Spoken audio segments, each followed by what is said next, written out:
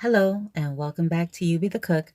Today I'm going to show you how to make guanimos. A traditional recipe from Puerto Rico, guanimos are also known as guanimes, depending on the part of the island that you're from. Most people serve codfish with the guanimos, but you could eat them alone with a little bit of olive oil, which is just as fine.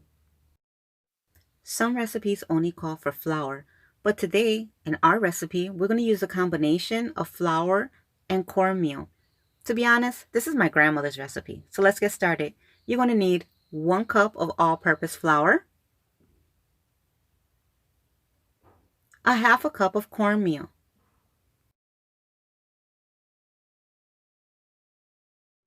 1.5 cups of water, 1 tablespoon of sugar, 1 teaspoon of salt, and 2 tablespoons of olive oil. It's very important that you use olive oil and not corn oil because that's what's going to give it the taste. Now that we have all our ingredients, we're going to mix all the dry ingredients together, and we're going to mix the olive oil with the water.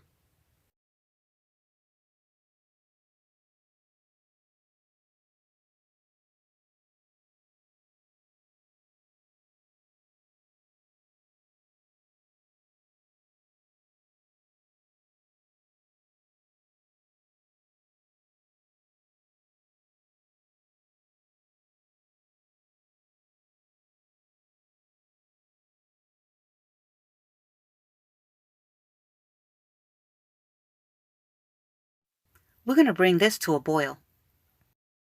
And we're going to take our dry ingredients and we're going to make sure that it's well incorporated. This is how your dry ingredients should look after everything is mixed well.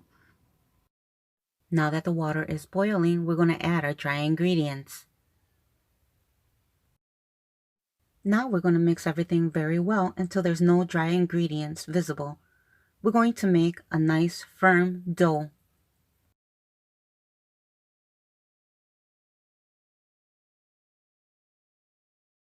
Now that our dough has come together, this is what it's going to look like. We're going to continue cooking this dough for at least 2 more minutes. First, I'm going to wet my hands because the dough is really hot, so I want to cool it down a little bit. Next, I take about 1 ounce of dough, work it with my hands until it becomes nice and smooth, almost like a Play-Doh texture.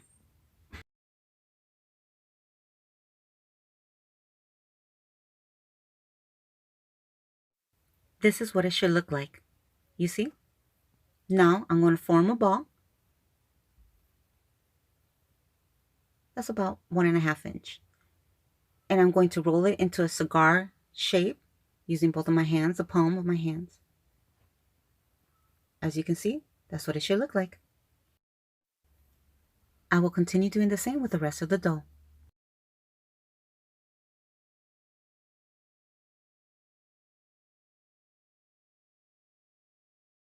Now that we're done, we're going to put all of our guanimos in the refrigerator and let them cool down completely.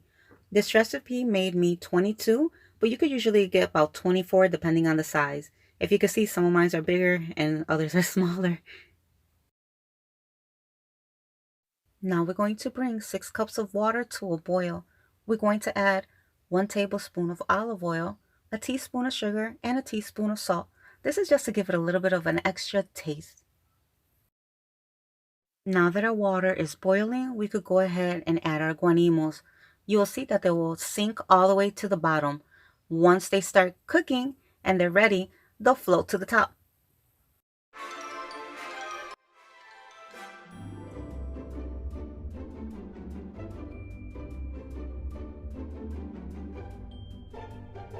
As you can see, they started coming up to the surface. We're going to continue cooking for another 2 more minutes. No longer than that, because you don't want them to break on you.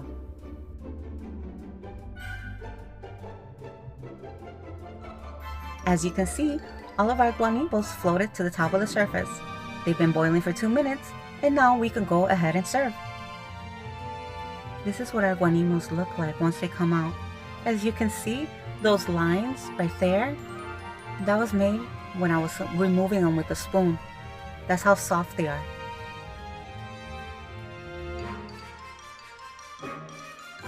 Now that our guanimos are done, let's serve. I have some sauteed onions, sliced tomatoes, some tocino, this is pork fat, some bacalao, codfish, and some Spanish olive oil. I sauteed my onions, my pork fat, and my bacalao in the same olive oil so it could grab that taste. This is going to be poured over the guanimos. And this is the final product.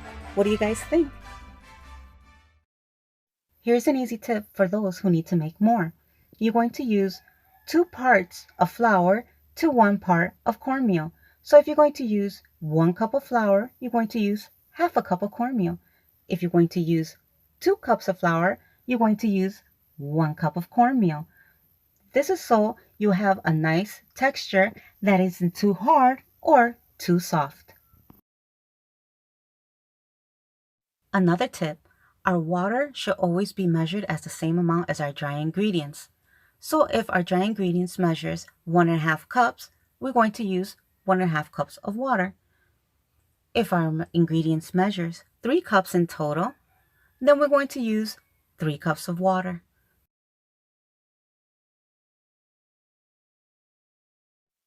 For the olive oil, you want to measure 1 tablespoon per 1 cup of dry ingredients.